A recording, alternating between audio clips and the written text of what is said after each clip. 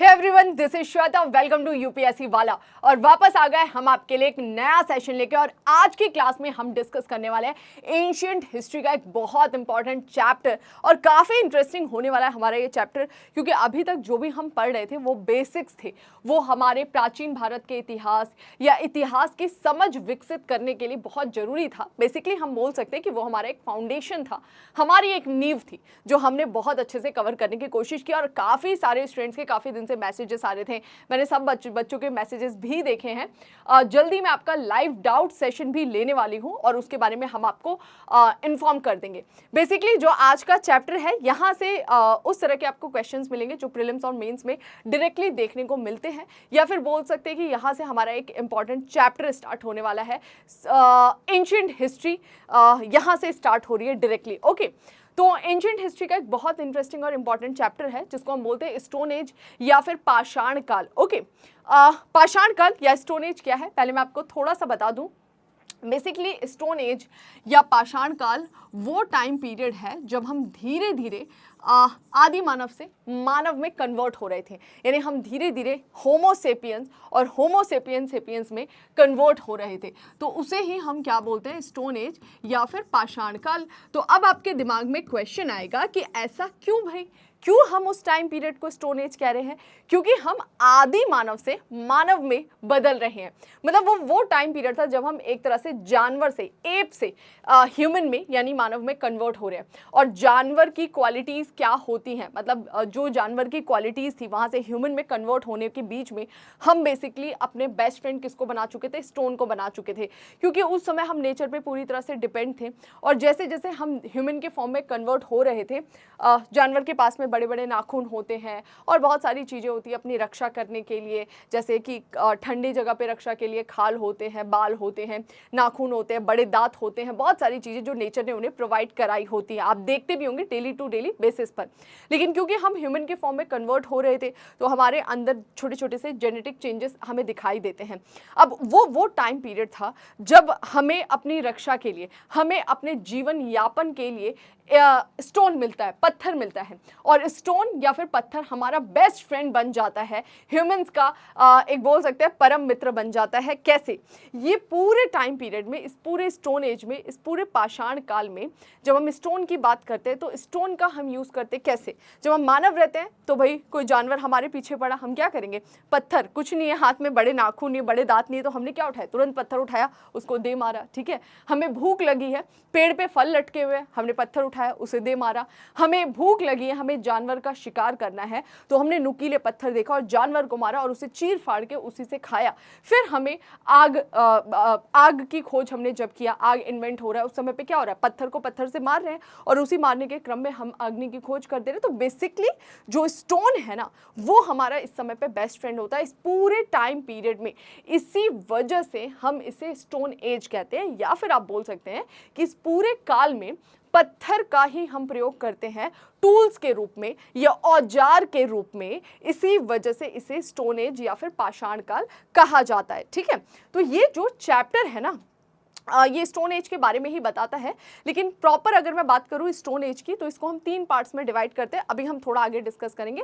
पहला जिसे हम बोलते हैं पूरा पाषाण, दूसरा जिसे हम बोलते हैं मध्य पाषाण, तीसरा जिसे हम बोलते हैं नव पाषाण। ओके, लेकिन आप एंशिएंट हिस्ट्री की बुक में देखते हैं तो एनसीईआरटी में डायरेक्टली दे रखा है नव पाषाण युग या नियोलिथिक टाइम पीरियड। ओके, तो नियोलिथिक टाइम पीरियड के बारे में हम यहाँ पर जानेंगे, लेकिन हमें कुछ छोड़ना नहीं है ना, तो मैं यहाँ पर जीरो से आपको पढ़ाऊंगी और हम डायरेक्टली किस पर मूव करेंगे? सबसे पहले हम जानेंगे स्टोन एज के बारे में, इसके तीनों टाइम पीरियड के बारे में। ओके, तो स्टोन एज या फिर जो पाषाण काल है, बेसिकली इसको हम 3 पार्ट्स में डिवाइड करते हैं। पाषाण काल को हमने 3 पार्ट्स में डिवाइड करा है। सबसे पहला जिसे क्या बोला जा रहा है, पूरा पाषाण काल, या फिर इसे क्या कहा जाता है? पैलियोलिथिक कहा जाता है। ठीक है, दूसरा जिसे हम बोलते हैं मध्य पाषाण काल, या फिर इसे क्या कहा जाता है स्टूडेंट्स? मीजोलिथिक कहा जाता है। And the last last one जिसे हम बोलते हैं नवपाषाण काल, जो चैप्टर का नाम है, या फिर इसे हम नियोलिथिक एरा कहते हैं। बहुत सारे स्टूडेंट्स के मैं कमेंट्स देखती हूँ जो बच्चे बोलते हैं मैम इंग्लिश थोड़ा कम यूज़ करिए। देखिए अभी आजकल क्या हो गया, आप लोग प्रीलिम्स का पेपर उठाकर देखेंगे, कभी कभी ना ये पूरा पाषाण की जगह देवनागरी में पैलियोलिथिक लिखकर आ जा रहा है, ठीक है।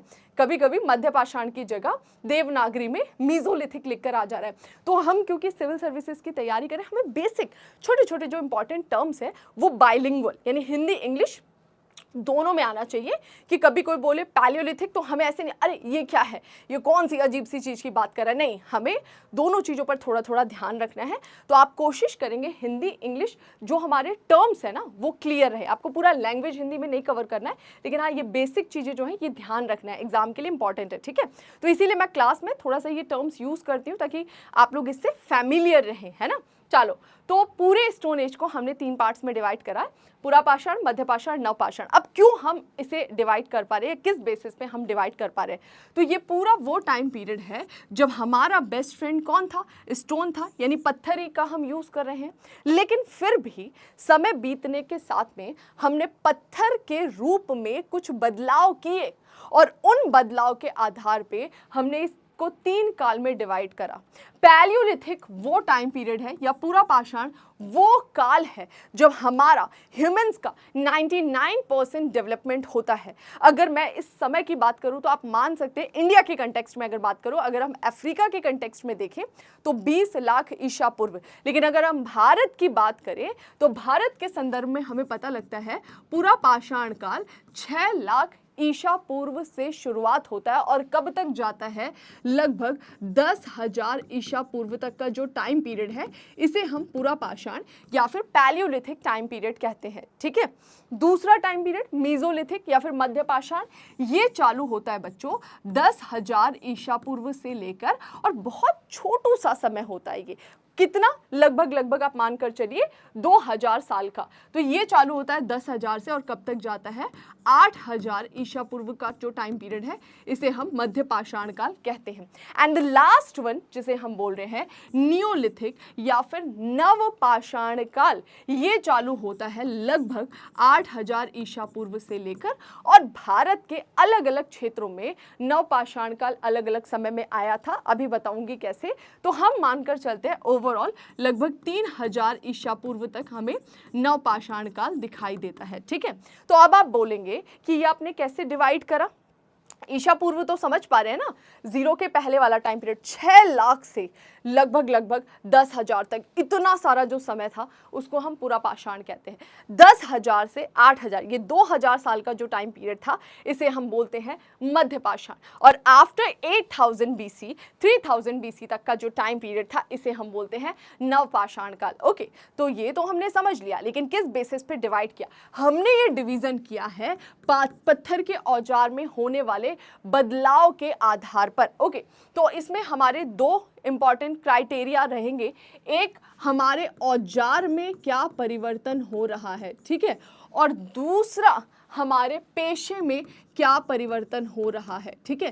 पहली चीज, ये जो पूरा पाषाण काल है यहाँ पर हम ना पत्थर के ओरिजिनल टूल्स का यूज कर रहे थे, यानी आपने रास्ते से जो पत्थर उठाया उसमें आपने बहुत ज्यादा फेरबदल नहीं किए, वो जो पत्थर है ना उसके उसी रूप में या थोड़े बहुत एक पत्थर पे एक पत्थर मार के, ब्लेड्स निकाल के, फ्लेक्स निकाल के, आगे हम पढ़ेंगे, तो पत्थर का यूज किया, ओरिजिनल फॉर्म का ही यूज किया, बहुत ज्यादा बदलाव नहीं किए।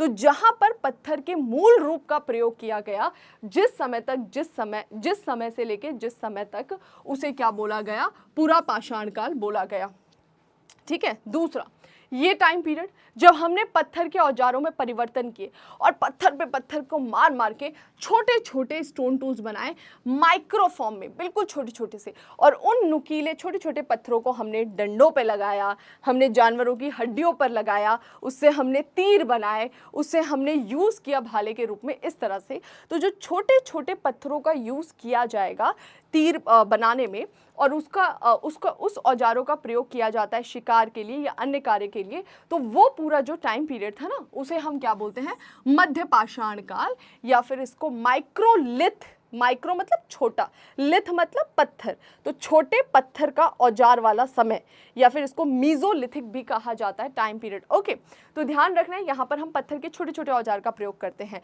तो इस पूरे टाइम पीरियड को आपने माइक्रोलिथ कहा जाए, या फिर इस पूरे टाइम पीरियड को आपने मीजोलिथिक या फिर मध्य पाषाण काल कहा। एंड द लास्ट वन जिसे ये क्या बोल रहा है, okay, and the last one जिसे बोल रहा है नवपाषाण काल। नवपाषाण काल में पत्थर के औजार से हमें बहुत प्यार हो गया था।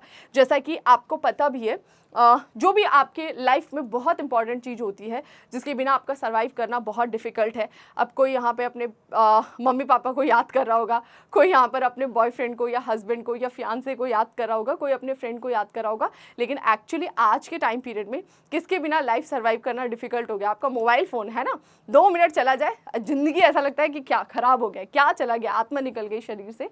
तो आपने देखा अपने मोबाइल फ़ोन को आप लोग कैसे प्रोटेक्ट करते हैं, आपकी लाइफ के कितने क्लोज है, सारे सीक्रेट इन्फॉर्मेशन वहाँ पर होती है। तो आप क्या लगाते हैं? उस पर कवर लगाते हैं, उस पर स्क्रीन गार्ड लगाते हैं, उसको सजाते हैं, चमका के रखते नहीं रखते हैं। तो एग्जैक्टली ऐसे ही इस टाइम पीरियड तक स्टोन टूल्स जो है हमारे बहुत क्लोज आ चुके थे। तो यहाँ पर जो हमें पत्थर के औजार दिखाई देते हैं ना, उसको ये लोग चमकाते थे, उसको पॉलिश करने लग गए थे। पॉलिश मतलब शू पॉलिश नहीं, पॉलिश मतलब उसको घिस घिस के चमकाने लग गए इस तरह से। तो बेसिकली ये तीनों टाइम पीरियड को हम किस बेसिस पे डिवाइड कर रहे हैं? स्टोन टूल्स में, पत्थर के औजार में होने वाले परिवर्तन के आधार पे।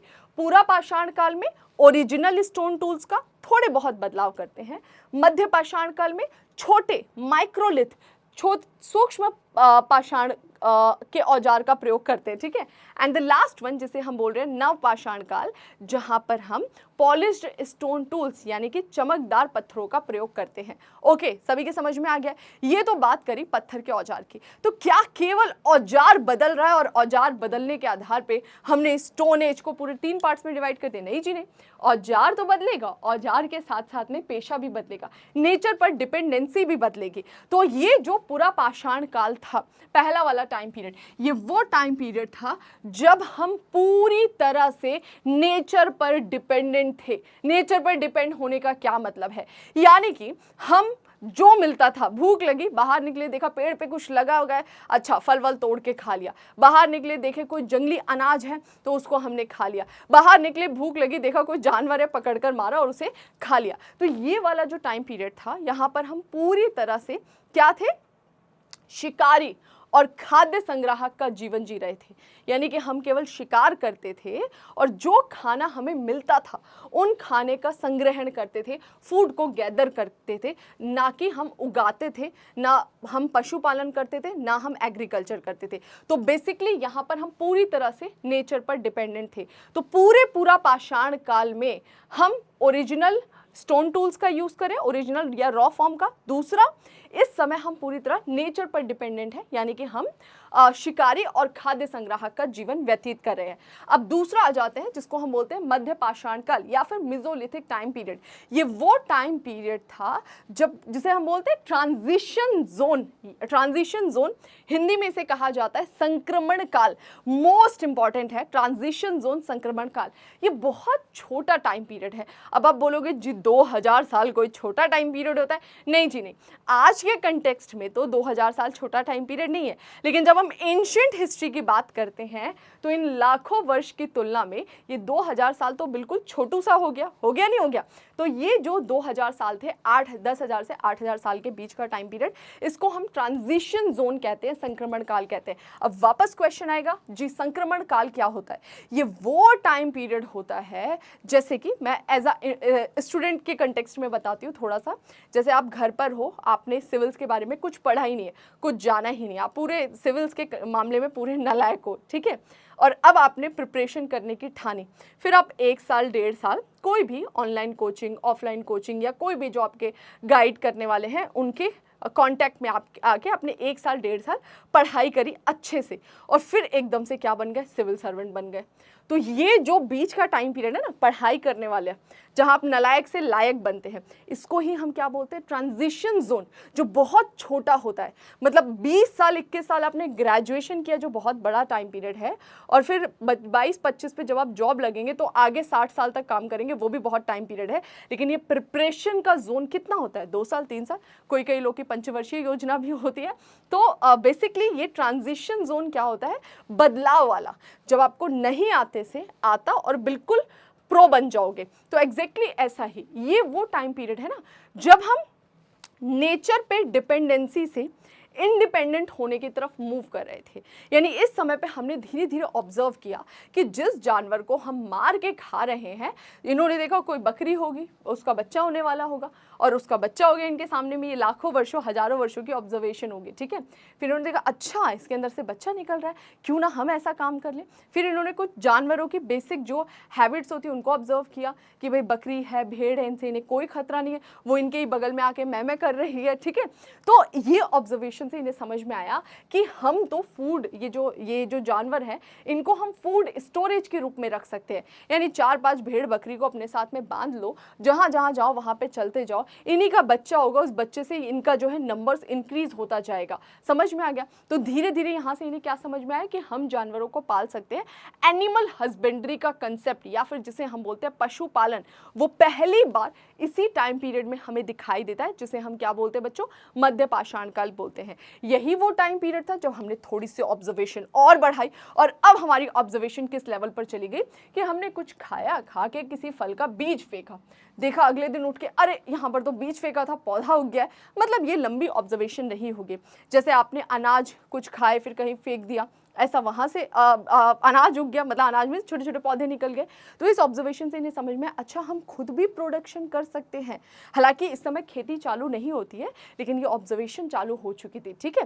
तो यहाँ से वो धीरे धीरे बदलाव आया और फाइनली आता है क्या, नवपाषाण काल। नवपाषाण काल जहाँ पर हम पॉलिश्ड स्टोन टूल्स का तो यूज कर ही रहे थे, यहाँ पर हम पूरी तरह खुद पर डिपेंडेंट हो जाएंगे। पूरी तरह मतलब उस कंटेक्स्ट में तो आप पूरी तरह ही बोलोगे। यानी यहाँ पर हम क्या बन जाते हैं, पशुपालक। बड़े लेवल पर हमें एनिमल हस्बेंड्री दिखाई देती है। इंडिया में, हमारे देश में बड़े लेवल पर पशुपालन होते हुए दिखाई देता है। इसी तरह बड़े लेवल पर हमें एग्रीकल्चर भी दिखाई देता है, यानी कि खेती होते हुए दिखाई देगी इस समय। यानी लोग खुद अनाज पैदा करेंगे। अब हम धीरे धीरे इंडिपेंडेंट होते जा रहे हैं। अब जब भाई क्या होगा, कृषि होगा, पशुपालन होगा, तो खेती का मतलब ऐसा तो नहीं है कि आज बीज बोया और फिर निकल गए। पहले ये लोग एक जगह पे रुकते नहीं थे, इधर उधर मूव करते रहते थे। लेकिन क्योंकि अब ये एग्रीकल्चर स्टार्ट करेंगे, तो आपने बीज बोया तो फिर उसकी रक्षा करो, उसको पानी दो, फिर वो बड़ा होगा 2-3 महीने में, उसके बाद से जाके आप उसकी कटाई करेंगे। तो यहाँ से कुछ और कंसेप्ट हमें दिखाई देता है। आफ्टर 8000 BC हमें इंडिया में परमानेंट सेटलमेंट दिखाई देता है, जिसे आप बोलते हैं स्थायी निवास। यानी लोग अब जब खेती करेंगे तो एक जगह बस्तियां बनाकर रहने लग जाएंगे। जो सोसाइटी का कंसेप्ट है, जो समाज की व्यवस्था है, वो भी हमें यहीं से दिखाई देने लगती है, ठीक है। अब जब आप अनाज पैदा कर रहे हैं, जब आप पशुओं को पाल रहे हैं, दूध दही हो रहा है, अनाज हो रहा है, तो आप उसको स्टोर भी करेंगे। स्टोर करने के लिए क्या चाहिए, बर्तन चाहिए ना। तो बर्तन बनाने का कंसेप्ट भी यहीं से आएगा नवपाषाण काल में, जब हम पहले हाथ से मिट्टी के बर्तन बनाएंगे, फिर चाक से मिट्टी के बर्तन बनाने लग जाएंगे और बड़े लेवल पे मिट्टी के बर्तन या पोट्री सिस्टम हमें यहाँ पर दिखाई देता है, ठीक है। तो अब ये आपका पूरा स्टोन एज खत्म हो गया। एक ही पेज में जो सार था, जो ब्रीफ था, वो यही है। अब आप कितनी भी कहानियां पढ़े वो अलग चीज है, लेकिन जो बेसिक है ना, जो फाउंडेशन है, वो यही है। बस इतना ध्यान रखना है, पूरा का पूरा जो स्टोन एज है, पाषाण काल है, वो हम कब से कब तक मानकर चलते हैं। भारत के कंटेक्स्ट में 6 लाख से हमें इसके एविडेंस दिखाई देते हैं। कब तक जाते हैं, 3000, कहीं कहीं दक्षिण भारत में 2000, 1000 तक भी पहुंचा है। कैसे, आप वो ये बता दूं कि कभी भी डेट्स के वाइज कंफ्यूज नहीं होना है कि यहाँ पर ये लिखा है, किसी और बुक में कुछ और लिखा है। थोड़ा बहुत डेट में, क्योंकि देखो एंशिएंट की बात, कुछ लिखा हुआ तो मिला नहीं है, आपने सब एविडेंसेस के बेसिस पर बोला है। और दूसरा, कोई टाइम पीरियड, जैसे मैं बोल रही हूँ नवपाषाण काल, तो हो सकता है कि हो सकता है कि नॉर्थ इंडिया के लोग पहले पशुपालन और खेती करना सीख गए हों, और तो यहाँ पर गया तो हमने बोला 3000 ईसा पूर्व के आसपास ये चीज़ें दिखती हुई हमें दिखती हैं, और यहाँ पर हमें 1000 के आसपास यही चीज़ दिखती है। तो अब हम बोलेंगे कि नवपाषाण काल दक्षिण भारत में हमें 1000 तक दिखाई दे रहा है। तो अब आपको कंफ्यूज नहीं होना है, यहाँ पर पहले आ गया, यहाँ पर बाद आ गया। नवपाषाण मतलब कोई टाइम नहीं चल रहा है। नवपाषाण बेसिकली एक कैरेक्टरिस्टिक है, एक स्पेसिफिक चीज़ है, जहाँ पर हम स्टोन टूल्स और जो उनका डे टू डे लाइफस्टाइल है, जहाँ पर वो इंडिपेंडेंट होते हैं, नेचर से खुद पर इंडिपेंडेंट होते हैं, उस व्यवस्था को हम जहाँ जहाँ जब जब देखते हैं हम बोलते हैं यहाँ नवपाषाण काल इस समय दिखता है, यहाँ इस समय दिखता है और यहाँ इस समय दिखता है।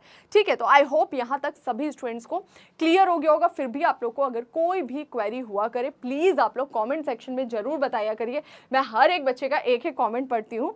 और काफ़ी सारे स्टूडेंट ने आर्यंस को लेकर बड़ा डिबेट किया था कि मैम आप तो अलग ही जोन में पढ़ा रहे हो और आप कैसे बोल सकते हो कि आर्यन विदेशों से आए। तो देखो ये मैं सिर्फ आपको बुक पढ़ा रही हूँ, ठीक है, इसमें मेरा पर्सनल कुछ नहीं है। मेरा काम क्या है कि इसको साधारण भाषा में आप तक पहुँचाना, जो ईजीएस्ट लैंग्वेज है। ठीक है, तो वो जो बुक है जब आप पढ़ेंगे एनसीईआरटी बुक जो 11th क्लास की है, वहाँ पे क्लियरली आर्यंस के बारे में यही बात बताई गई है।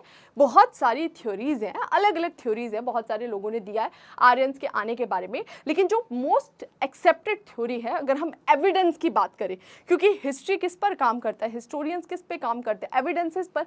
तो जो हमें एविडेंस मिला है एक आर्कियोलॉजिकल एविडेंस या फिर पुरातात्विक साक्ष्य, जो हमें बोगस कोई इंस्क्रिप्शन के नाम से मिलता है, बोगस कोई अभिलेख, जहां पर कुछ वैदिक देवी देवताओं के नाम मिलते हैं, इंद्र, मित्र, वरुण, नासत्य, और वही वैदिक देवी देवता हमें बाद में भारत में भी दिखाई देते हैं।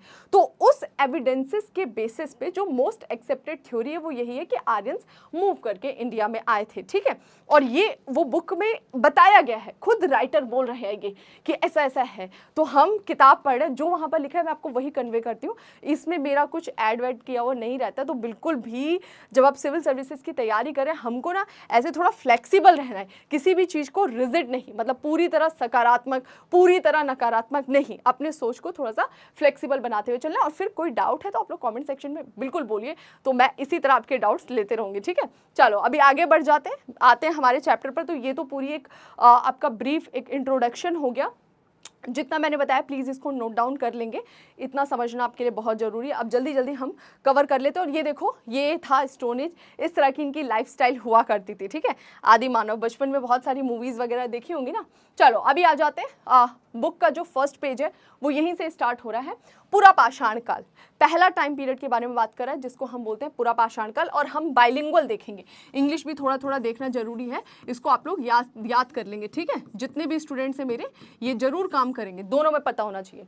पुरापाषाण पैलियोलिथिक, अब तुरंत दिमाग में क्लिक करना चाहिए कौन सा टाइम पीरियड है।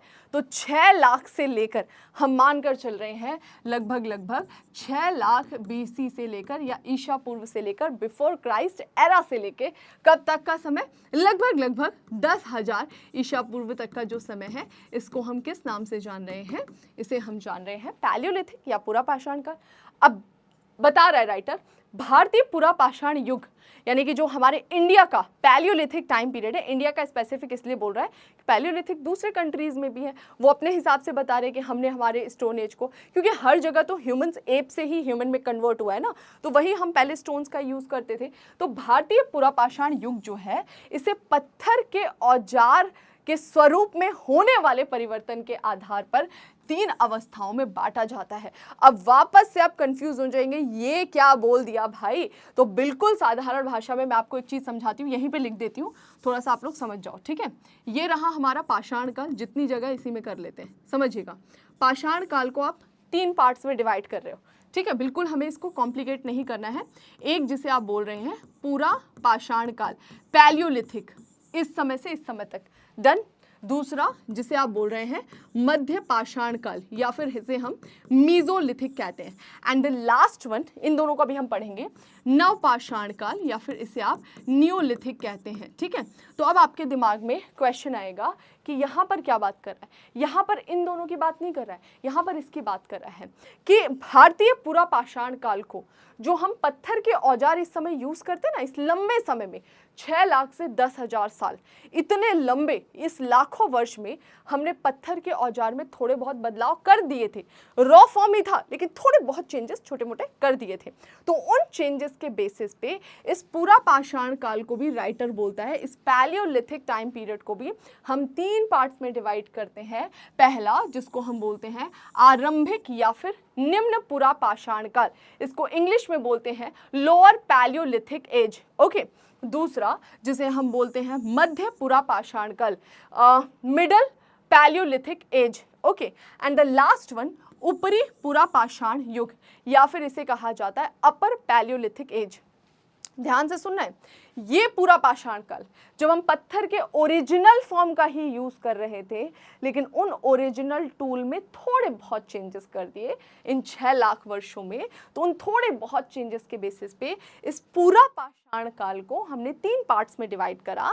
पहला लोअर पैलियोलिथिक, कब से कब तक, 6 लाख से 1.5 लाख तक लोअर पैलियोलिथिक। फिर मिडल पैलियोलिथिक 1.5 लाख से ये 1.5 नहीं, 1.5 लाख से 35,000 ईसा पूर्व तक। एंड द लास्ट वन जिसे हम बोलते हैं अपर पैलियोलिथिक, 35,000 से लेके 10,000 ईसा पूर्व तक का टाइम पीरियड। आई होप यहाँ तक सभी स्टूडेंट्स को क्लियर हो गया होगा। अब आप बोलोगे जी मैम बताओ ये कौन सा चेंज कर रहे हैं यहाँ पे स्टोन टूल्स में, क्या बदलाव हुए? अभी तो आप बोल रहे थे रॉ फॉर्म का यूज कर रहे हैं, बिल्कुल रॉ फॉर्म का यूज करते हैं, लेकिन भाई अब बेचारे पत्थरों को ऐसे ऐसे करके जानवरों पर मारते थे, उनको लगता था इसको चोट नहीं लगता है, या जानवरों को मारने के बाद उसको काटने की कोशिश करते थे, तो रॉ फॉर्म था। अब गोल मोटे पत्थर से कैसे काटोगे जानवरों को? तो इन्होंने क्या करा, एक पत्थर पे एक पत्थर मारा। तो यहाँ पर तो रॉ फॉर्म का यूज हो रहा है। जब इन्होंने एक पत्थर पे दूसरे पत्थर को मारा तो पत्थर पे पत्थर टकराने से पत्थर 2-2 टुकड़ों में, 3-3 टुकड़ों में टूट गए। तो अपर पैलियोलिथिक में तो हम ओरिजिनल स्टोन टूल्स का यूज करते थे, और इसी स्टोन को हम हाथ के साथ ऐसे हाथ के साथ क्या बताते हैं इसको, हैंड एक्स, हस्त कुठार। जैसे आज आप लोग देखते हो एक्स या कुल्हाड़ी, कुल्हाड़ी क्या होती है, लोहा होता है आगे, उस पर एक लकड़ी का हत्था लगा होता है, और फिर हम उसको ऐसे ऐसे यूज करते हैं ना, डंडे को पकड़ के।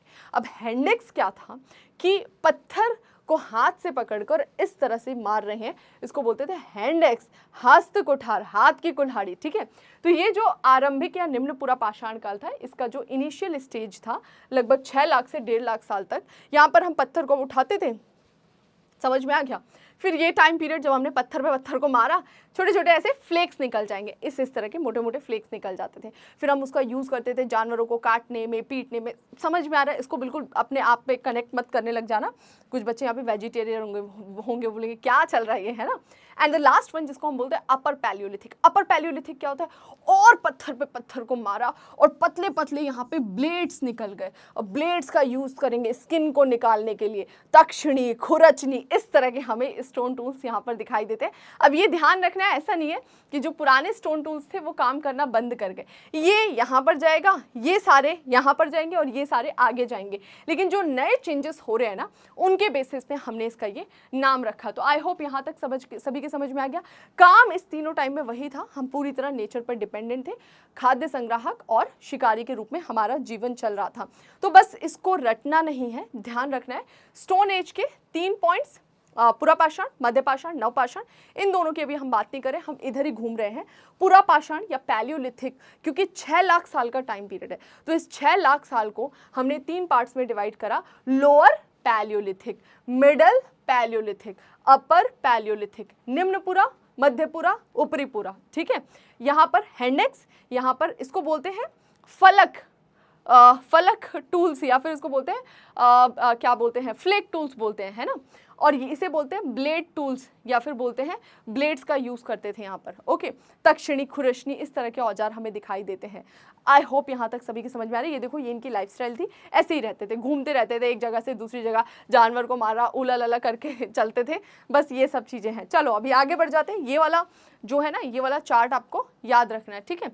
चलो नेक्स्ट पे पहुँचते हैं। अगला क्या बोल रहे हैं, अब पहले वाले के बारे में बता रहा है, यानी कि जो पूरा पाषाण काल था ना, इस पूरा पाषाण काल को हमने 3 पार्ट्स में डिवाइड किया था। मध्य, नव को छोड़ो, पहला बोल रहा है आरंभिक, तो यहाँ पे आरंभिक की बात कर रहा है। फिर बताएगा ये मध्यपुरा, और फिर बताएगा निम्नपुरा। ठीक है, तो आरंभिक पूरा पाषाण युग, ये बेसिकली हिमयुग था, आइस एज था। आपने कभी पढ़ा होगा, नहीं पढ़ा है तो आगे कभी मूवीज वगैरह देख लीजिएगा। मतलब जो हमारा पूरा अर्थ है ना, इस पे आइस एज, वॉर्म एज आता रहता है। ठीक है, अभी हमारे अर्थ पे क्या चल रहा है, अभी हमारे अर्थ पे वॉर्म एज चल रहा है, यानी कि अब जो हमारा जो पृथ्वी है ये कैसा है, हमें गर्म होते हुए दिखाई दे रहा है। और पहले क्या था, इस टाइम पीरियड पे आइस एज चल रहा था, जहाँ से आपका आरंभिक पूरा पाषाण स्टार्ट होता है। जो पैलियोलिथिक का पहला वाला फेज था ना, इस समय हमारी पृथ्वी पे क्या था, आइसेज था, यानी बर्फ से ढका हुआ था। अफ्रीका में आरंभिक पुरा पाषाण युग, यानी जो अपर पैलियोलिथिक टाइम पीरियड है, अफ्रीका में स्टार्ट होता है लगभग 20 लाख वर्ष पूर्व।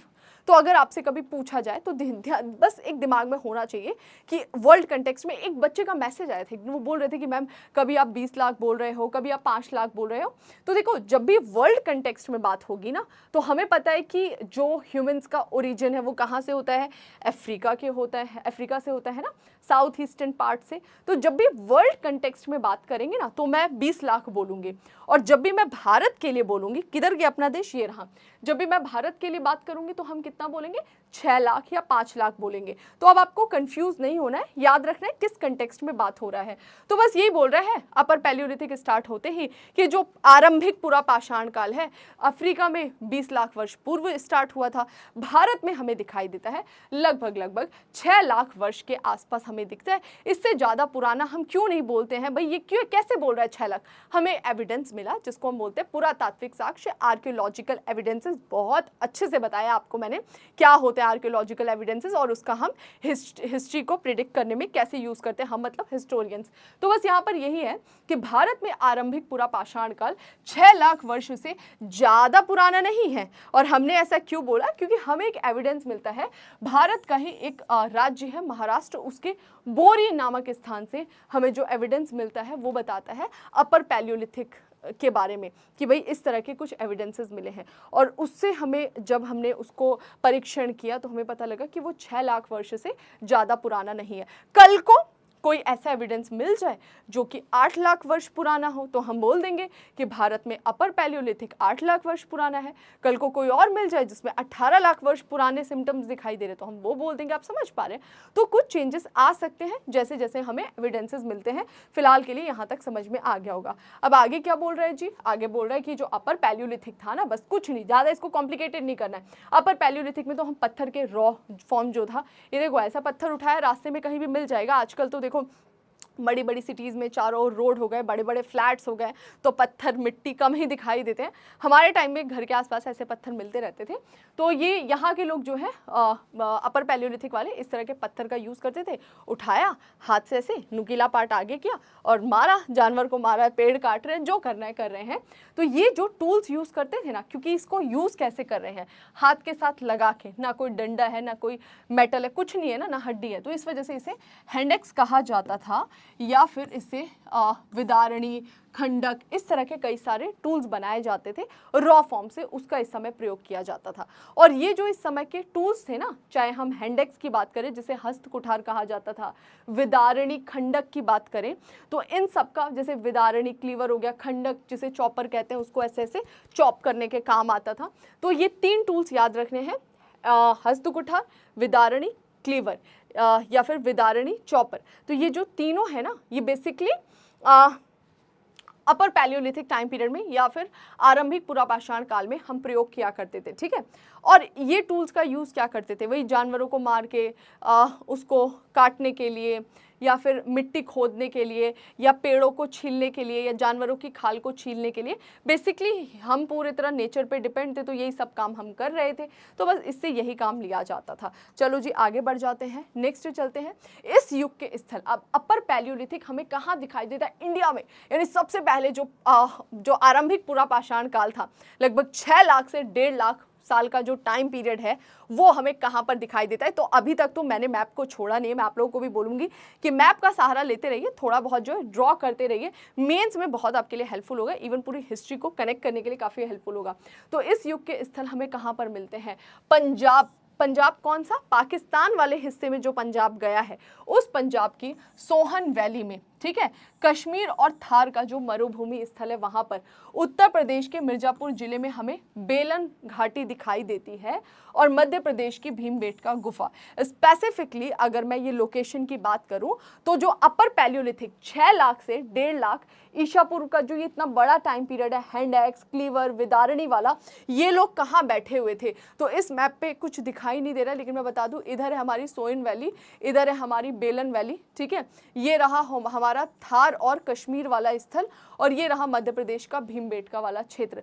तो ये कुछ रीजन्स हैं जहाँ पर हमें अपर पैलियोलिथिक के बारे में पता लगता है कि ये लोग जो 6 लाख से 1.5 लाख वर्ष के जो ये टाइम पीरियड था, इसके लोग यहीं आसपास में कहाँ पर रहते थे? गुफाओं के आसपास रहते थे।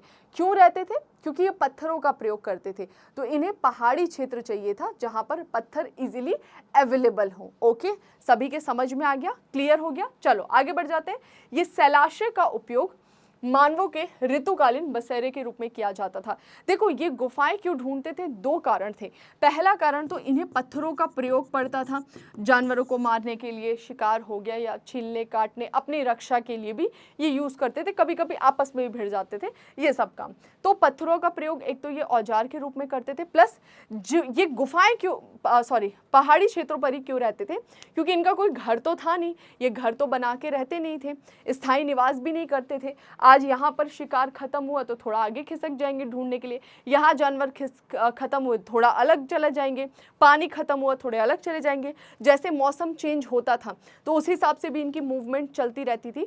तो ये कहाँ पर रहते थे? इनके रहने का कोई ऐसा स्थायी ठिकाना तो था नहीं, तो ये ढूंढते थे क्या? गुफाएं। और गुफाओं में ही रात रात भर काटते थे, मतलब वहीं पर जो भी बारिश हो, ठंड हो, उन्हीं गुफाओं में ये रहा करते थे। तो यहाँ पर बस यही बोल रहा है, जो गुफाएं जहाँ पर ये शरण लेते थे मौसम चेंज होने पे, ठंड में, बरसात में, उसे क्या कहा जाता था? शैल आश्रय कहा जाता है। शैल आश्रय का मतलब है पत्थर का आश्रय लेने वाला स्थान, यानी पत्थर की गुफा जहां ये लोग रहा करते थे। और ऐसे बहुत बड़ी संख्या में हमें शैलाश्रय दिखाई देते हैं। कहां पर बच्चों? भीमबेटका। सभी ने सुना होगा, मध्य प्रदेश में हमें एक दिखाई देता है भीमबेटका केव्स। तो ये जो भीमबेटका की गुफाएं हैं, यहाँ पर आप इमेज देख सकते हैं, ऐसी ऐसी गुफाओं में ये लोग रहा करते थे। अब आप बोलोगे कि भाई मुझे कैसे पता लगा, या हिस्टोरियंस को कैसे पता लगा? तो इन गुफाओं के अंदर ये लोग सिर्फ रहते नहीं थे, रहने के साथ साथ चित्रकारी भी किया करते थे। जब आप छोटे बच्चे हो गए, मतलब मैं तो ऐसा किया करती थी, आप में से बहुत सारे बच्चे ऐसा करते होंगे, मतलब 1 साल के हैं, 2 साल के हैं, 6 महीने के हैं, मतलब जब थोड़ा सा हाथ वाथ काम करने लग जाए और आपके हाथ में पेन पेंसिल पकड़ा दो, देखो आप गोजागाजी पूरे जहां आपको मिलेगा आप क्या कलाकारी करने लग जाओगे। इवन हम जब छोटे थे, थोड़े से मतलब 6 साल 8 साल के होंगे, तो फूल बना देना, कॉपी पे पत्ती बना देना, मतलब जो भी आप ऑब्जर्व करते तो उसको उकेरने लगते थे। तो बहुत सिंपल सा, ये भी गुफाओं में रहते थे। अब बारिश का मौसम है, बाहर बारिश हो रही है, इनको मनोरंजन करना है, क्या करते थे? पत्थरों से, अलग अलग रंगों से इन्हीं गुफाओं में अंदर इन्होंने काफ़ी सारी चित्रकारी की हुई है, जो भी ये ऑब्जर्व करते होंगे। ये ऑब्जर्व करते थे कि हम जानवरों को मारते हैं, तो ऐसे एक हिरन बना देते थे और इसके पीछे 4 आदमी डंडा लेके भागते हुए दिखा देते थे। समझ में आ रहा है? तो इन सारे शैलाश्रय जहां पर ये रुके, स्पेशली मैं बोलूंगी भीमबेटका के जो शैलाश्रय हैं मध्य प्रदेश में, वहां पे इस तरह की काफी सारी चित्रकारी मिली है। तो बस वापस हम टॉपिक पर आते हैं। हमने पढ़ा अपर पैलियोलिथिक, आरंभिक पुरापाषाण काल, 6 लाख से 1.5 लाख वर्ष का टाइम पीरियड। ये लोग हस्त कुठार, खंडक विदारणी का प्रयोग करें, ओरिजिनल फॉर्म है स्टोन्स का, स्टोन टूल्स का। इसके अलावा हमने देखा ये लोग क्या करते थे, वही खाद्य संग्राहक और शिकार किया करते थे। रहते कहाँ थे? तो बस यहाँ से ध्यान रख लो, सोयन वैली, बेलन वैली, कश्मीर थार वाला रीजन और मध्य प्रदेश का भीमबेटका। और ये लोग बेसिकली गुफा पहाड़ी क्षेत्रों के आसपास ही रहते थे, ताकि पहाड़ों से इन्हें पत्थर मिल जाए, पत्थर के औजार बनाने के लिए, और उन्हीं गुफाओं में भी मौसम परिवर्तन के समय शरण ले सके। तो इसमें कुछ याद करने जैसा नहीं है, लेकिन हाँ समझने जैसा बहुत है, कंसेप्ट जैसा है। तो बस खत्म हो गया। अब चलो अपर पैलियोलिथिक से मिडिल पैलियोलिथिक पर चलते हैं। मध्य पुरापाषाण काल। ये जो मध्य पुरापाषाण काल है ना, मतलब 6 लाख से 1.5 लाख वर्ष में कुछ इन्होंने नई चीजें भी सीखी होंगी, और 1.5 लाख से ये जो आगे का हमें समय दिखाई देता है लगभग 35,000 तक का, तो ये जो टाइम पीरियड है ना लगभग 1 लाख वर्ष का, इस टाइम पीरियड में हमें पता लगता है कि इन्होंने थोड़े से पत्थर के औजार में परिवर्तन किए। अब इन्हें लग रहा था कि जो मोटे मोटे पत्थर है या जो रॉ फॉर्म है ये हमारे बहुत काम नहीं आ रहे, हमें थोड़ा सा चेंज करना पड़ेगा। तो इन्होंने एक पत्थर लिया और उस एक पत्थर पे दूसरे पत्थर को खड़ाक से मारा। जैसे ही मारा तो इस तरह से देखो फ्लेक्स निकल गए, ये दिख रहा है आपको, इस तरह से मोटे मोटे फ्लेक निकल गए। क्लियर हो गया? और फिर इसका ये यूज कर रहे हैं एज अ टूल। तो मध्य पुरापाषाण काल को हमने कैसे डिफाइन किया? ये वो टाइम पीरियड है जब हमें थोड़े अलग तरह के पत्थर के औजार दिखाई दे रहे हैं। बहुत ज़्यादा तो चेंज है नहीं, अभी भी खाद्य संग्राहक शिकारी ही हैं, तो हम इसको अलग नहीं ले जा रहे हैं, हम इसको पूरा पाषाण में ही मध्य वाला टाइम पीरियड दे दे रहे हैं जब थोड़े से टूल्स में चेंजेस हुए। ठीक है, तो ये लोग मुख्यतः पत्थर की पपड़ी बनाते थे। पपड़ी बनाना मतलब अलग से पपड़ी बनाने नहीं जाते थे, खुद नहीं बना रहे, पत्थर में पत्थर मार के फ्लेक्स निकाल रहे। ठीक है, इसी वजह से इसे फ्लेक टूल्स कहा जाता था या फिर फलक संस्कृति भी कहा जाता था। ये पपड़ियाँ सारे भारत में हमें मिलती हैं, मतलब इस तरह के जो टूल्स हैं वो सारे भारत में मिलते हैं, बुक में ऐसा ही लिखा है। मुख्य औजार पपड़ियों के बने विविध प्रकार के होते हैं, मतलब ये जो टूल्स होते थे जिसको हम फ्लेक टूल्स बोलते थे, ठीक है, फलक औजार बोलते थे। इसमें हमें फलक, वेधनी, छेदनी, खुरचनी, आप समझ रहे हो, नाम से पता लग रहा होगा, वेधनी, छेदनी, खुरचनी, इस तरह के काम जो है वो इस तरह के टूल से लिए जाएंगे। टूल्स देखकर ही आप समझ जाओगे ना इससे क्या किया जा सकता है। तो बस बहुत ज़्यादा पैनिक नहीं होना है। जैसे पहला वाला आपने क्या पढ़ा कि भाई ओरिजिनल फॉर्म है तो हैंडेक्स, खंडक, विदारणी, है ना। इधर आ जाओ, पतले पतले फ्लेक्स निकलेंगे तो खुरचनी, तक्षणी, फलक, है ना। चलो अभी आगे बढ़ते हैं, बहुत इस पे नहीं रुकना और ज़्यादा प्रेशर नहीं देना दिमाग पर। अब बोल रहा है कि ये जो मध्यपुरा पाषाण काल है इसमें हमें एक और चीज़ दिखाई दी, यहाँ पर मैंने मेंशन कर दिया है, कभी एग्जाम में क्वेश्चन पूछ ले तो यहाँ हम एक प्रकार के सरल बाटिकाश्म उद्योग। बाटिकाश्म उद्योग क्या होता है? उद्योग का मतलब कोई मत समझ लेना कि इंडस्ट्री लगा लेता, कारखाना चलाए। उद्योग का मतलब है कि किसी एक ही पर्टिकुलर जगह से हमें काफ़ी सारे ऐसे छोटे छोटे, जैसे इकट्ठे कहीं जगह से हमें पत्थर के औजार मिल गए, तो बोल रहे कि एक ही जगह से मिलना, मतलब यहाँ पर बैठ के स्पेशली ये लोग, कुछ लोग मिलकर, 4-5 लोग मिलकर ये निर्माण का काम करते होंगे, तो उसी को वो उद्योग कह देते हैं ना। उद्योग मतलब इकट्ठा कहीं होकर बनाना और उसका फिर बड़े लेवल पर यूज़ करना। तो यहाँ पर यही बोल रहा है कि मध्य पूरा पाषाण काल में हमें कुछ एविडेंसेस मिले किसके? बाटिकाश्म उद्योग। बाटिकाश्म उद्योग क्या होता है? पत्थर के गोलों से वस्तुओं का निर्माण जो है वो किया जा रहा था। ये चीज़ें हमें यहाँ से दिखाई देती है। तो बस एक फैक्चुअल डेटा है, इसको थोड़ा सा ध्यान रखोगे। इस युग की शिल्प सामग्री नर्मदा नदी के किनारे किनारे कई स्थानों पर और तुंगभद्रा नदी के दक्षिणवर्ती कई स्थानों पर पाई जाती है। तो बोल रहा है कि ये लोग जो कंस्ट्रक्शन कर रहे थे, कंस्ट्रक्शन मतलब ये जो छोटे छोटे टूल्स बना रहे थे, जो भी हमने अभी पढ़ा, तक्षिणी, खुरचनी, फलक, ये सब हमें कहाँ पर दिखाई देते हैं? शिल्प सामग्री का मतलब होता है जिस निर्माण करना है ना, वो नर्मदा नदी के किनारे। नर्मदा कहाँ है? यहाँ पर हमें दिखाई देती है नर्मदा, ठीक है। फिर इधर दिखाई देती है हमें क्या? गोदावरी, तो सॉरी तुंगभद्रा। तुंगभद्रा जो है ट्रिब्यूटरी है बेसिकली। तो बोल रहे हैं नर्मदा और तुंगभद्रा, इन नदियों के आसपास वाला जो रीजन है ना, यहाँ पर हमें इसके एविडेंसेस मिल रहे हैं, यहाँ पर जो भी शिल्प सामग्री बनाई जा रही है। ठीक है, चलो आगे बढ़ जाते हैं। अब आ जाते हैं अपर पैलियोलिथिक। तो मिडल पैलियोलिथिक में क्या पढ़ा? मिडल पैलियोलिथिक में बस हमने इतना पढ़ा, टूल्स में क्या चेंजेस हुए हमें पता लगा, फ्लेक टूल्स आ रहे हैं, है ना। तो फलक, तक्षिणी, खुरचनी, ये सब हमें दिखाई दे रहा है। फिर हमने क्या डिस्कस करा? हमने पढ़ा कि भाई ये लोग जो है वो कहाँ पर रहते थे। तो अपर पैलियोलिथिक वाले जो लोग थे ये कहाँ पर रहा करते थे? सोयन वैली, बेलन वैली, मरुभूमि और कश्मीर वाला रीजन और भीमबेटका वाला। जो मिडल पैलियो वाले लोग थे, इनके हमें एविडेंसेस कहाँ से मिले? ये थोड़ा दक्षिण में भी दिख रहे हैं हमें। कहाँ पर? तो नर्मदा, तुंगभद्रा, इसके दक्षिण में, यहाँ तक ये फैले हुए हमें दिखाई देते हैं। अब आ जाओ सबसे लास्ट, लोअर पैलियोलिथिक या फिर निम्न पूरा पाषाण काल। निम्न पूरा पाषाण काल जो 35,000 है उससे 10,000 तक, यानी अब चेंज आने वाला है 10,000 साल में। क्या चेंज आने वाला है 10,000 ईसा पूर्व में, वो मैं अभी आपको बताऊंगी। बहुत बड़ा चेंज होगा क्लाइमेट वाइज। फिलहाल ये पढ़ते हैं। तो 35,000 से 10,000 साल, ये जो छोटा सा टाइम पीरियड है, इसमें हमारा क्या दिखाई दे रहा है? अपर पैलियोलिथिक या ऊपर क्या है? ऊपरी पूरा पाषाण काल। ठीक है, अब ऊपरी पूरा पाषाण काल क्या बोल रहा है? ऊपरी पूरा पाषाणीय अवस्था में आर्द्रता कम हो गई थी। इस अवस्था में इस अवस्था में विस्तार हिमयुग की उस अवस्था में हुआ जब जलवायु अपेक्षाकृत गर्म हो गई। अब देखो यहाँ से ना थोड़े थोड़े चेंजेस आएंगे। बड़ा चेंज तो मैं आपको बताऊंगी 10,000 के आसपास दिखाई देगा, लेकिन ये जो टाइम पीरियड था ना, लगभग 35,000 से लेके 10,000 BC तक का टाइम पीरियड, यहाँ पर हमें ना थोड़ा थोड़ा क्लाइमेट में चेंज दिखाई दे रहा था। मैंने क्या बात किया था? अपर पैलियोलिथिक, आइस एज, यानी कि हिमयुग, बर्फ से ढका वाला समय। अब यहाँ पर जैसे जैसे पहुँचते हो ना, धीरे धीरे वार्म एज चालू हो जाता है, यानी तापमान धीरे धीरे बढ़ने लग जाता है और कुछ चेंजेस हमें दिखाई देने लगते हैं। कैसे? अभी हम देखेंगे। तो फिलहाल ये बोल रहा है कि यहाँ पर धीरे धीरे आर्द्रता कम हो जाती है और यहाँ पर जलवायु हल्की हल्की अपेक्षाकृत गर्म होने लगती है, प्रॉपर नहीं लेकिन हल्के हल्के गर्म होने लग जाएंगे, ठीक है।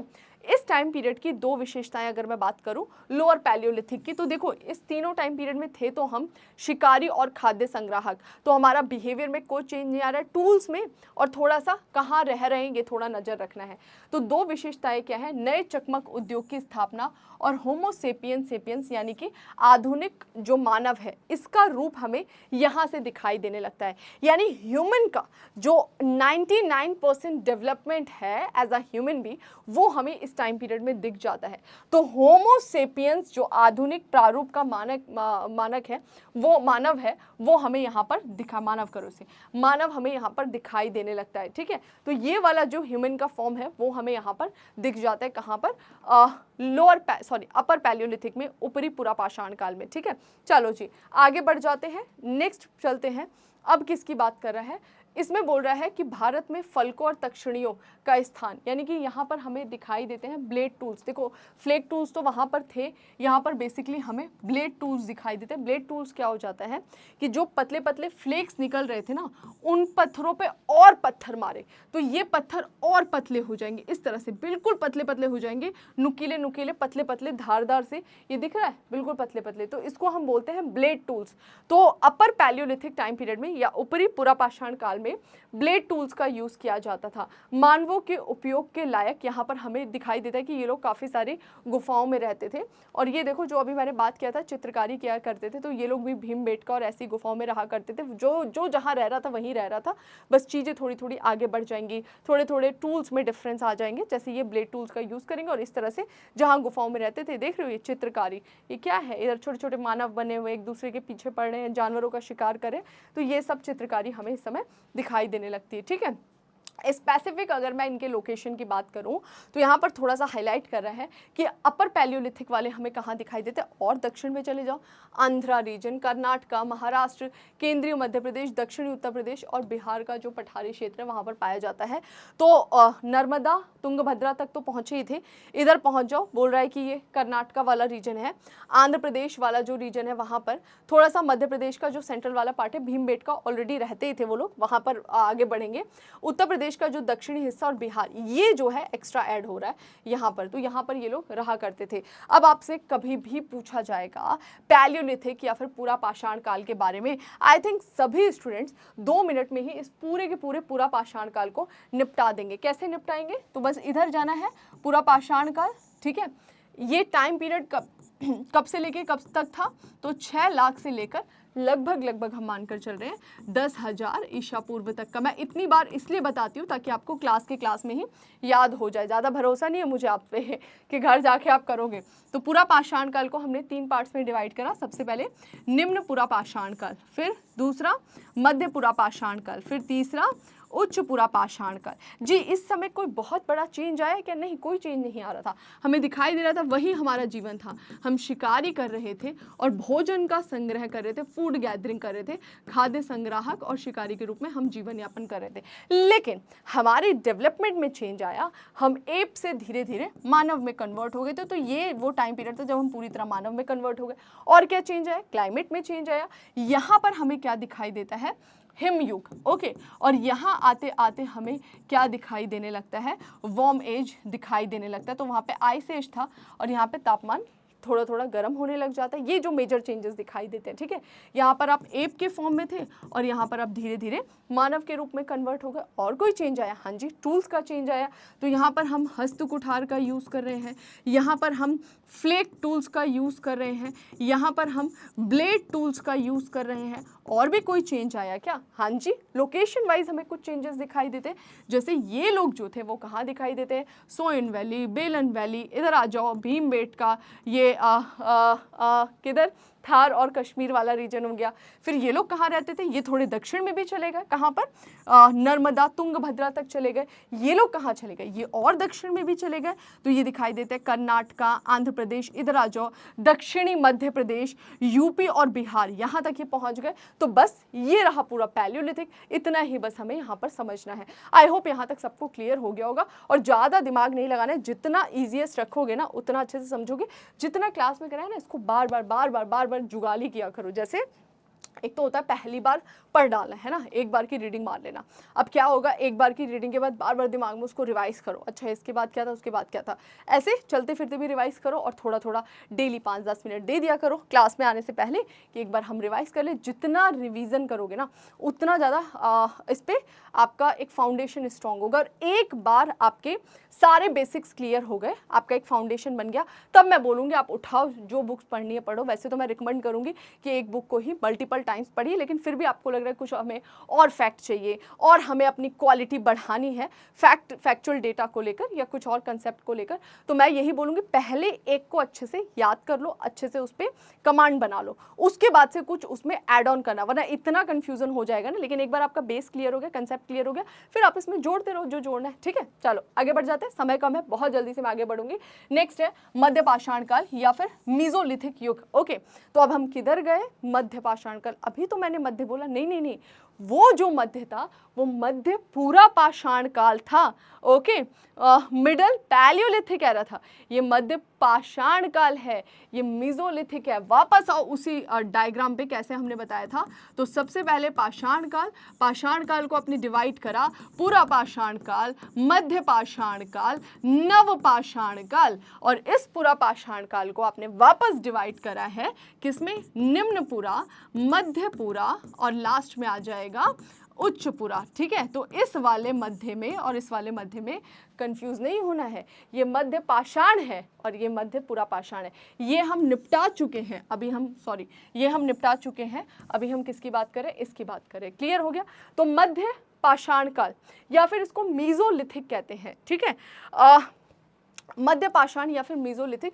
देखो ये जहां पर भी हो ना, मध्य मतलब मीजो बीच वाला, लिथिक मतलब पत्थर को इंग्लिश में लिथ बोलते हैं, लिथिक। ओके, तो उस हिसाब से इसका ये नाम दे रहा है। अब इसके टाइम पीरियड पर आते हैं, तो पूरा पाषाण काल 6 लाख से 10,000 तक, ये कब आ जाएगा, छोटा सा टाइम पीरियड, 10,000 से 8,000 साल तक। तो बस याद रखना है 10,000 से 8,000 BCE। एक बच्चा पूछ रहा था BC क्या बोलते हो आप, before Christ era, Jesus Christ के बर्थ के पहले वाला समय, इसलिए इसे बिफोर क्राइस्ट एरा कहा जाता है, या फिर इसे ईशा पूर्व कहते हैं। फर्स्ट लेक्चर में बताया था, इंट्रोडक्शन लेक्चर में। ओके, और कुछ लोग जो कि इसे रिलीजन से दूर रखना चाहते हैं, इसे बिफोर कॉमन एरा भी कहते हैं। ठीक है, चलो अभी वापस आ जाते हैं। तो ये बहुत छोटा सा टाइम पीरियड है, 2000 साल का। ओके, क्या क्या बोल रहे हैं, ऊपरी पूरा पाषाण युग का अंत हुआ। ओके, और इसी के साथ 10,000 ईसा पूर्व के आसपास हिम युग का, ये क्या हो गया भाई, एक सेकेंड, ठीक है, ऊपरी पूरा पाषाण युग का अंत हुआ और 10,000 ईसा पूर्व के आसपास हिम युग के अंत के साथ, मतलब जो आपका पैलियोलिथिक टाइम पीरियड, जो अपर पैलियोलिथिक था, या फिर जिसे आप उच्च पूरा, जो आपका पैलियोलिथिक टाइम पीरियड था, वो कब से हमने स्टार्ट करा था, निम्न आया, फिर मध्य आया, और फिर क्या आया, उच्च आया। तो ये बोला ना कि जो अपर पैलियोलिथिक था वो कब खत्म हुआ, 10,000 ईसा पूर्व के आसपास खत्म हुआ। लेकिन ये खत्म कैसे हुआ, आइस एज से स्टार्ट हुआ था, वार्म एज पे खत्म हुआ, यानी यहाँ पर तापमान में परिवर्तन हुआ। और तापमान में क्या परिवर्तन हुआ, इस फॉर्म से हम इस फॉर्म में चले गए, यानी कि ये चल रहा है आइस एज, देख रहे हो आप, बर्फ ही बर्फ। ओके, इधर आ जाओ, ये क्या हो गया, वार्म एज चालू हो गया।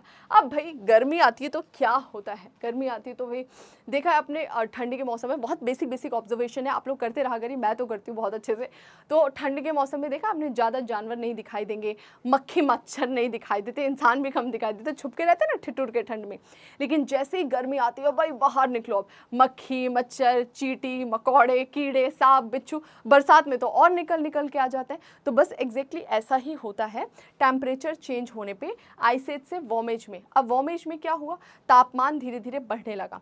तापमान बढ़ेगी तो क्या हो रहा है, बारिश भी हो रहा है, बारिश होने से क्या होगा, फ्लोरा फोना ये हमें दिखाई देगा, यानी कि खूब सारे पेड़ पौधे होंगे। पेड़ पौधे होंगे तो जानवरों को खाने की कमी नहीं होगी, जानवरों की संख्या बढ़ेगी। जब पेड़ पौधे बढ़ रहे हैं, जानवर बढ़ रहे हैं, तो हमें भी खाने की कमी नहीं होगी। और हम पहले सर्वाइव करने के लिए बहुत स्ट्रगल करते थे, अब हमको इजीली फूड मिलेगा, खाओ और फिर बच्चे, फिर खाओ फिर बच्चे, फिर मतलब ऐसे ऐसे धीरे धीरे पॉपुलेशन बढ़ेगा और बहुत ईजिली बढ़ेगा। इसको कोई भी अदरवाइज मत लेना, मैं इसलिए इस तरीके से पढ़ाती हूँ ताकि आप लोग समझ पाए, है ना, रटने की जगह समझे। तो बस यहाँ पर यही होता है। मिडल पैलियोलिथिक टाइम पीरियड जो है, यहाँ इसकी शुरुआत कैसे होती है, तापमान में वृद्धि के साथ। तो मोस्ट इंपॉर्टेंट जो मिडल पैलियोलिथिक का फैक्चुअल डेटा वो यही है कि यहाँ पर तापमान परिवर्तन हो गया और आइस एज से वार्म एज की शुरुआत होती है 10,000 ईसा पूर्व में।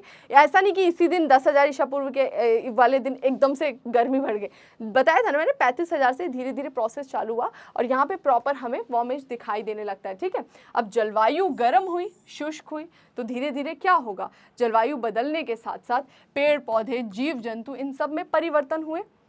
और परिवर्तन क्या हुए कि भाई इनकी संख्या बढ़ रही है और हमारे लिए भी थोड़ा सा लाइफ इजी हुआ, हम और ज़्यादा इनोवेटिव हो जाएंगे, और ज़्यादा हम खोज करने लगेंगे, एक्सप्लोर करने लगेंगे और मानव के लिए नए क्षेत्रों की ओर अग्रसर होना संभव हो पाया। ठीक है, तो ये एक बहुत बड़ा पॉइंट बोल सकते हैं जहाँ से हमारी लाइफ में काफ़ी चेंजेस आएंगे, क्योंकि क्लाइमेट चेंज हुआ, क्लाइमेट चेंज का हम पर बहुत ज़्यादा इम्पैक्ट पड़ा। ठीक है, आगे बढ़ जाते हैं। 9000 BC में मध्यवर्ती अवस्था का आरंभ हुआ। देखो वैसे 10,000 लिखा रहता है बुक में, 9,000 मतलब थोड़ा सा आप इधर उधर कर सकते हो फ्लक्चुएट, तो 10,000 से बेसिकली स्टार्ट हो जाता है। 9,000 के आसपास हमें इसके प्रॉपर एविडेंसेस मिलने लग जाते हैं। ठीक है, यह पूरा पाषाण युग और नव पाषाण युग के बीच का संक्रमण काल है, ट्रांजिशन जोन। तो मीजोलिथिक टाइम पीरियड में एक तो जो क्लाइमेट चेंज हो रहा है ना, ये बहुत इंपॉर्टेंट है, इससे हमें बहुत बड़े बदलाव दिखाई दिए। और दूसरा इंपॉर्टेंट पॉइंट क्या है कि इसको हम ट्रांजिशन जोन भी कहते हैं। ट्रांजिशन जोन का मतलब है संक्रमण काल। संक्रमण काल का मतलब है कि पूरा पाषाण काल जहां पर हम पूरी तरह से नेचर पे डिपेंड थे, वहां से हम किस तरह से इंडिपेंडेंट होंगे नव पाषाण काल में, जब हम खुद खेती करेंगे, जब हम खुद एनिमल हस्बेंड्री करेंगे। तो इसके बीच का वो जो 2000 साल का टाइम पीरियड है ना, वो मध्य पाषाण काल है। इसी वजह से इसे ट्रांजिशन जोन कहा जा रहा है। ठीक है, तो कभी पूछेगा एग्जाम में ट्रांजिशन जोन मतलब, ये देखो ना, धीरे धीरे यहाँ से इनकी लाइफ में कुछ ऐसे चेंजेस आएंगे जो इनको इंडिपेंडेंट बनाने की ओर ले जाएगा। ठीक है, मध्य पाषाण युग के लोग शिकार तो पहले भी शिकार कर ही रहे थे। पूरा पाषाण काल के लोग ये एक नई चीज चालू करते हैं, मछली पकड़ना। मछली कैसे पकड़ेंगे, मैंने अभी बोला मध्य पाषाण लोगों के टूल्स में चेंज आता है। ये किस तरह के टूल्स का यूज करते हैं, ये माइक्रोलिथ, छोटे छोटे पत्थर के औजारों का प्रयोग करते हैं। वो छोटे पत्थर के औजार को डंडे के साथ, हड्डी के साथ लगाकर उसका यूज करते थे। तो अब ये पानी है, छोटा सा पत्थर लगाया नुकीला सा डंडे पे, और ऐसे मच्छी देखा, दौड़ रहा है मच्छी, सॉरी तैर रही है मच्छी, तो उसको फटाक से मार दिया। तो यहाँ से एक नई चीज चालू होती है, फिशिंग। ये स्टार्ट करते हैं उस टूल का यूज करके। खाद्य वस्तुएं बटोरना, वो वही काम कर रहे थे। अभी अनाज उपजाना चालू नहीं करते, लेकिन हाँ इनकी ऑब्जर्वेशन चालू हो चुकी थी, सिक्स सेंस अलर्ट हो चुका था अनाज को लेकर। अच्छा, बीज गया, पौधा निकला, बीज गया, फिर इधर से पौधा निकला, ये वाला। और फिर एक नई चीज जो यहाँ से ऐड होती है ना, वो ये है पशुपालन। क्या हो रहा है भाई से, ठीक है, एक नई चीज जो ऐड होती है, इसको हम क्या बोलते हैं, इसे हम बोलते हैं पशुपालन। ठीक है, तो पशुपालन की शुरुआत मध्य पाषाण काल से हो गई। प्रॉपर वे में जो एनिमल हस्बेंड्री है वो तो हमें नियोलिथिक टाइम पीरियड में दिखाई देगा, लेकिन जो इनिशिएट होता है ना, जो हमें एविडेंसेस मिलने लग जाते हैं कि भाई लोग इकट्ठे कहीं पर पशुओं को पाल रहे हैं, पशुओं को इकट्ठा पाल रहे हैं, कैसे पता लगेगा भाई, एक जगह पे उनके गोबर हो गए या जो चारा हो गया, भूसा, इस तरह की चीज़ें जो है वो मिलने लग जाएंगी इकट्ठे, उनके साक्ष्य मिलेंगे। तो पशुपालन की शुरुआत यहाँ से हो चुकी है। तो लाइफस्टाइल इनका भी वही था, शिकारी थे, खाद्य संग्राहक थे। एक नई चीज़ बस चालू हुई कि छोटे लेवल पर एनिमल हस्बेंड्री दिखाई देगी। तो आपसे एग्जाम में पूछा जाएगा पशुपालन की शुरुआत आप क्या लिख कर आएंगे, मध्य पाषाण काल से। आप बोलोगे जी कहाँ से पता लगा, कौन सी ऐसी जगह थी, तो हमें पता लगता है, अभी मैं आपको बताऊंगी, आगे बता रखा है 2 ऐसी जगह है जहाँ पर हमें इसके एविडेंसेस मिलते हैं, एक बागौर, एक आदमगढ़, आगे होगा। फिलहाल आते हैं वापस से। अब ये बोल रहे हैं कि इस टाइम पीरियड के लोग किस तरह के टूल्स का यूज करते थे। तो अब वो जो पैलियोलिथिक में चला आ रहा था वो खत्म नहीं होगा। कोई बच्चा ये मत सोचना पैलियो वाला गया, पैलियोलिथिक का लोअर, मिडल, अपर, तीनों पैलियोलिथिक टूल्स जो थे पूरा पाषाण काल के, तीनों के जो औजार थे वो यहाँ पर आगे आएंगे। लेकिन एक नई चीज जो हमें दिखाई दे रही है वो क्या है, माइक्रोलिथ। देखो ये मिलीमीटर, बहुत छोटे छोटे से स्टोन टूल्स का ये यूज करना चालू करते हैं, जो हमें इस टाइम पीरियड में दिखाई देता है। तो इस काल के विशिष्ट औजार जो थे वो सूक्ष्म पाषाण या फिर पत्थर के बहुत छोटे औजार हुआ करते थे, जिसको हम माइक्रोलिथ कहते थे। ठीक है, यह स्थल, अब ये बोल रहा है कि जो मध्य पाषाण काल के स्थल है वो हमें कहाँ से दिखाई देते हैं? मध्य पाषाण काल के स्थल, लोकेशन सबको पता है ना, पैलियोलिथिक वाले सारे हमने देख लिए थे। अब उसको थोड़ा साइड करो। अब मध्य पाषाण काल, छोटे पत्थर के औजार कहाँ दिख रहे हैं? राजस्थान, दक्षिणी उत्तर प्रदेश, मध्य और पूर्वी भारत में काफ़ी मात्रा में इसके हमें एविडेंसेस मिलते हैं। चलो मैप पर लोकेट करते हैं, एक एक चीज़ देखते हैं कहाँ पर। पहला बोल रहा है ये रहा भाई राजस्थान वाला क्षेत्र, दूसरा उत्तर प्रदेश का दक्षिणी हिस्सा, मध्य और पूर्वी भारत, यानी राजस्थान है, मध्य भारत है, पूर्वी भारत वाला जो रीजन है यहाँ पर, मतलब इस तरह से हमें मध्य पाषाण काल के एविडेंसेस मिल रहे हैं। इसके अलावा बोल रहा है कि दक्षिण भारत में भी इसके एविडेंस मिले हैं। कुछ दक्षिण भारत में कृष्णा नदी जो है, आपको पता होगा ना, महानदी, गोदावरी, कृष्णा, कावेरी, तो कृष्णा नदी के दक्षिण में यहाँ पर भी कुछ एविडेंसेस मिलते हैं। तो आप इजीली अब लोकेट कर लोगे मीजोलिथिक टाइम पीरियड, तो राजस्थान, मध्य प्रदेश, दक्षिण उत्तर प्रदेश, ये जो पूर्वी भारत वाला रीजन है यहाँ, और थोड़ा सा दक्षिण में हमें कृष्णा नदी के आसपास में कुछ हमें इसके लोकेशन दिखाई देती है। ठीक है, सभी के समझ में आ गया? लास्ट में मैं सारे लोकेशन मैप पे कराऊंगी, बस इसी तरह आप याद रखो, बाद में खुद आप इसमें प्रो हो जाओगे। ठीक है, आगे बढ़ जाते हैं। अभी जैसा कि मैंने आपको बोला कि जो एनिमल हस्बेंड्री है वो पहली बार कब स्टार्ट हुई थी? Middle Palaeolithic time, sorry animal husbandry mesolithic या मध्य पाषाण काल में चालू हुई पहली बार। तो पहली बार कैसे पता लगा भाई? कुछ एविडेंसेस मिले। तो मध्य प्रदेश में एक जगह है आदमगढ़, बिल्कुल दिल दिमाग में बिठा लो, बहुत ही बार पूछा गया क्वेश्चन है, आपको ये रटना नहीं है, लेकिन हाँ क्योंकि इंपॉर्टेंट है, यहाँ पर हमें एविडेंस मिला, पहला एविडेंस मिला। तो ये रहा मध्य प्रदेश के मध्य प्रदेश में आदमगढ़ और राजस्थान में बागौर, ये दो रीजन है। ये रहा राजस्थान का बागौर और ये रहा मध्य प्रदेश का आदमगढ़ वाला रीजन। बागौर में तो बड़े लेवल पर एनिमल हस्बेंड्री के एविडेंसेस मिले, बड़े लेवल पर। ठीक है, तो यहाँ पर ये बोल रहा है कि मध्य प्रदेश का आदमगढ़ और राजस्थान का बागौर, ये जो क्षेत्र है यहाँ पर पशुपालन का प्राचीनतम साक्ष्य हमें मिलते हुए दिखाई देता है। मध्य पाषाण संस्कृति का महत्व मोटे तौर पे 9000 ईसा पूर्व से 4000 ईसा पूर्व तक बना रहा। इसने नव पाषाण संस्कृति का मार्ग प्रशस्त किया। तो अब कुछ बच्चे यहाँ पे बोलेंगे अरे अभी तो आपने बताया था 2000 साल का है, अभी तो आप बोल रहे 9000 से 4000 साल। तो देखो क्या है, ये कोई ऐसा नहीं है कि आया और गया, मीन्स कि चल रहा है, प्रोसेस में है। ठीक है, तो कहीं पे यहाँ पे इंडिया में सबसे पहले 10,000 के आसपास, 9,000 के आसपास हमें इसके चेंजेस, ट्रांजिशन जोन जो बोले ना, वो चेंजेस दिखाई देने लगे। और भारत के कुछ क्षेत्रों में थोड़ा धीरे भी पहुंच रहा है। तो बोल रहा है कि इसका अस्तित्व जो है मोटे तौर पे हमें इस समय से इस समय तक दिखाई देता है। एग्जाम में एग्जैक्ट वर्ड टू वर्ड पूछेगा नहीं। ठीक है, तो आपको ये थोड़ा सा याद रखना है, इसको लेकर थोड़ा सा फ्लेक्सिबल बने रहेगा। चलो लास्ट आ गए, जल्दी जल्दी करते हैं। नवपाषाण युग, जो चैप्टर का नाम है वो यहीं से स्टार्ट होता है, लेकिन हमें बस इसको ध्यान रखना है कि पूरा स्टोरेज आपको कवर करना है। तो नवपाषाण युग ये वो टाइम पीरियड है जब हम सेल्फ डिपेंडेंट बन जाएंगे, है ना।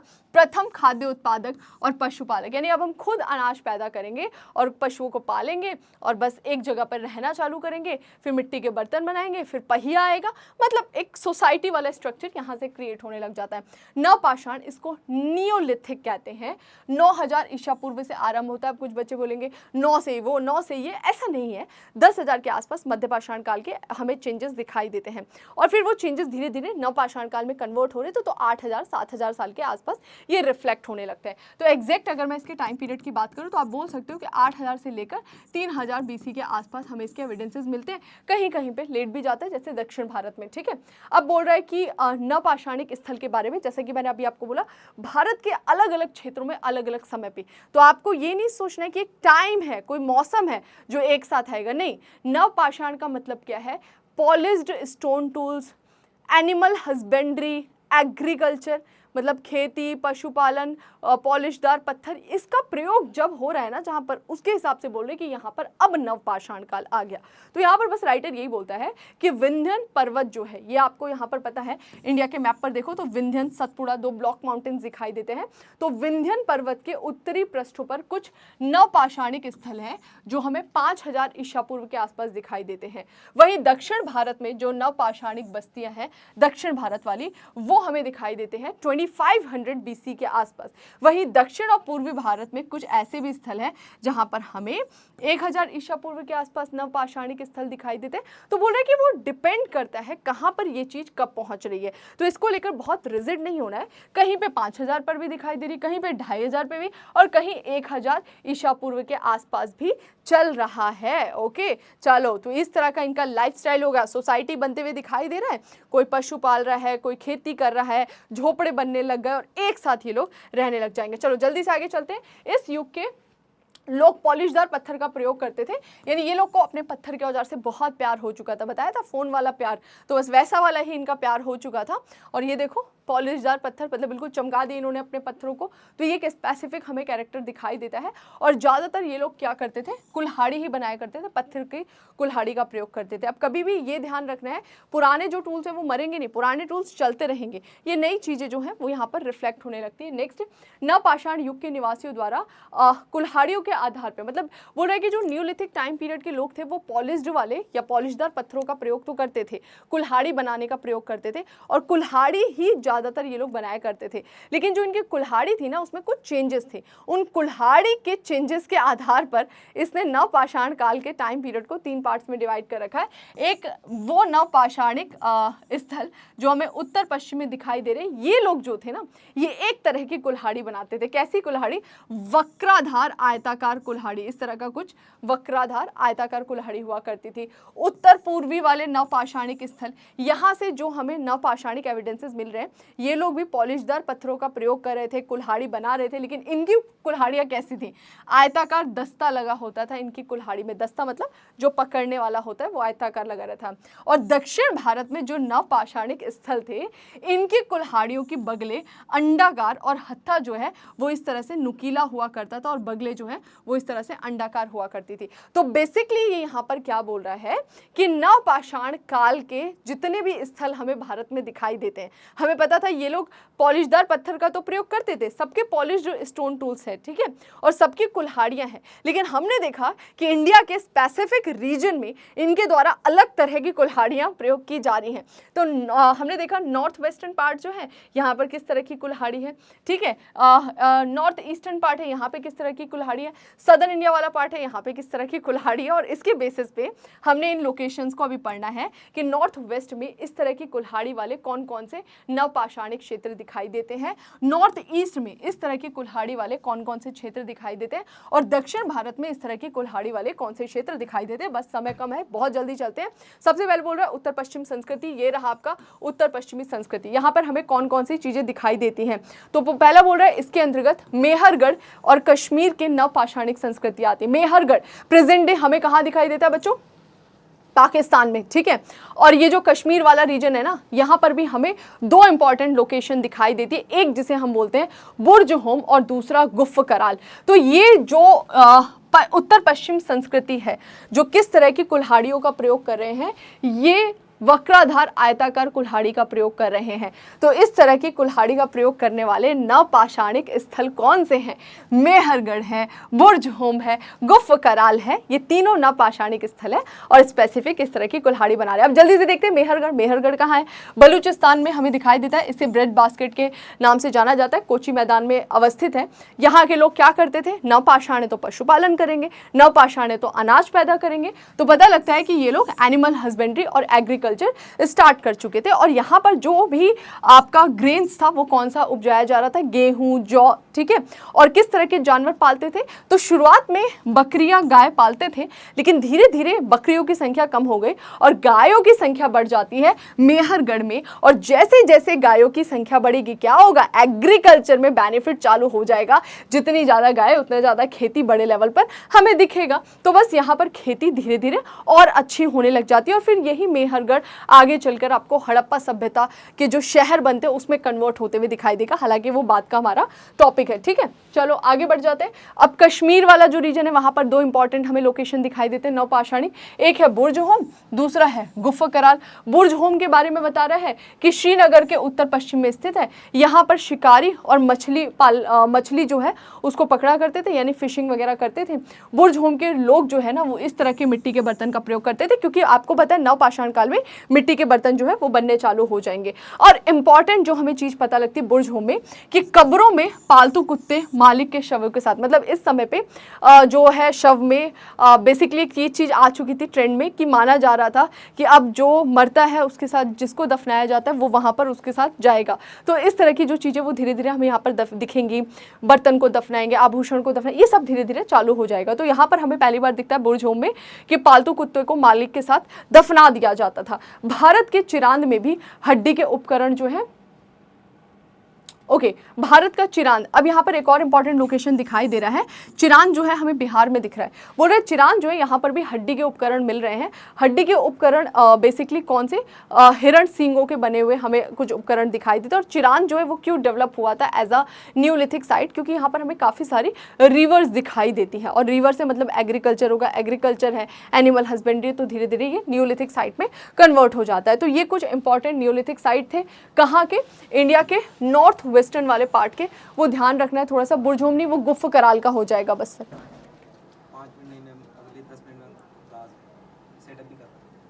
ठीक है, आगे बढ़ जाते हैं। उत्तर पूर्वी नवपाषाणिक संस्कृति, समय बहुत कम है, चलो आगे बढ़ते हैं। भारत का जो उत्तर पूर्वी सीमा पर अवस्थित हमें ये वाला रीजन दिखाई देता है, असम पहाड़ी, मेघालय की गारो पहाड़ी, यहाँ पर हमें कई सारे नवपाषाणिक औजार मिलते हैं। ठीक है, तो असम और गारो हिल्स जो है ना, यहाँ पर हमें नियोलिथिक टूल्स मिलते हैं। इसके अलावा हमें दिखाई देता है विंध्यन का उत्तर वाला रीजन, मिर्जापुर और इलाहाबाद वाला जो डिस्ट्रिक्ट है, यहाँ पर भी हमें कुछ नवपाषाणिक साइट्स दिखाई देते हैं। ठीक है, आगे बढ़ जाते हैं। नेक्स्ट क्या बात कर रहा है, दक्षिण नवपाषाणिक संस्कृति, यानी जो दक्षिण भारत है, यहाँ पर भी हमें कई सारे नवपाषाणिक साइट्स दिखाई देते हैं।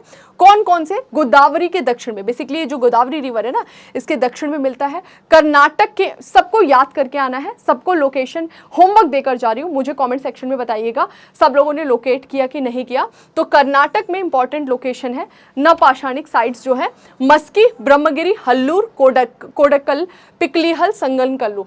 तमिलनाडु में हमें दिखाई दे रहा है कौन सा, पय्यमपल्ली, और आंध्र प्रदेश में दिखाई दे रहा है उतनूर। तो इन सबको आप लोग मैप पर लोकेट कर लेंगे। और एक और इंटरेस्टिंग चीज हमें दिखाई देती है दक्षिण भारत में, क्योंकि ये लोग पशुपालन करते थे, ये लोग शिविर में रहा करते थे, और जब भी मौसम चेंज होता था, ये वहां से शिविर हटाते थे, तो जितना भी वहां पे कूड़ा कचरा जो होता था उसको जला देते थे।